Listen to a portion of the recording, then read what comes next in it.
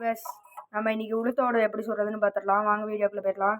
இதில் ஒரு டம்ளர் உளுத்தம்பருப்பு, அது 1 மணி நேரம் ஊற வச்சுக்கலாம். அப்புறம் இதில் நம்ம உளுத்தம்பருப்பு எடுத்த டம்ளர்லேயே ஒரு டம்ளர் சர்க்கரை, அப்புறம் நம்ம 1 மணி நேரம் ஊற வச்ச உளுத்தம்பருப்பு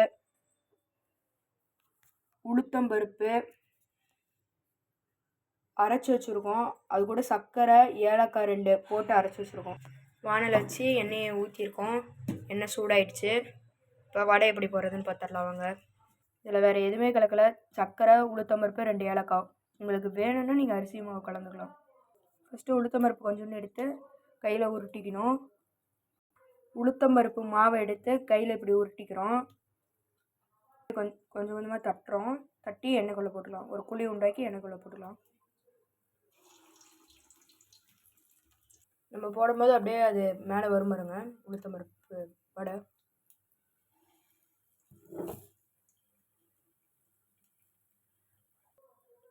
நல்லா மேலே வந்திருக்கு, நம்ம பார்த்தாவே தெரியும் வீடியோவில்.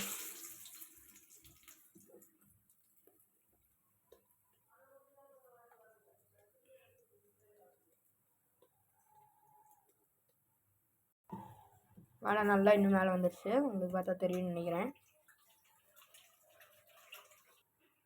கேஸை வந்து நம்ம மீடியமான ஃப்ளேமில் வச்சுக்கலாம்.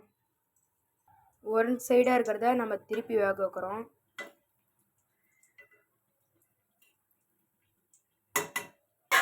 உங்களுக்கு பார்த்தா தெரியும் வடை நல்லா வந்திருக்கு, சூடாக இருக்குது. ஃப்ரெண்ட்ஸ் இப்போ சாப்பிட்டு பார்த்துடலாம். சூப்பராக இருக்குது. நீங்களும் இதே மாதிரி வீட்டை ட்ரை பண்ணுங்கள். கமெண்ட் பண்ணுங்கள், சப்ஸ்கிரைப் பண்ணுங்கள், ஷேர் பண்ணுங்கள், லைக் பண்ணுங்கள்.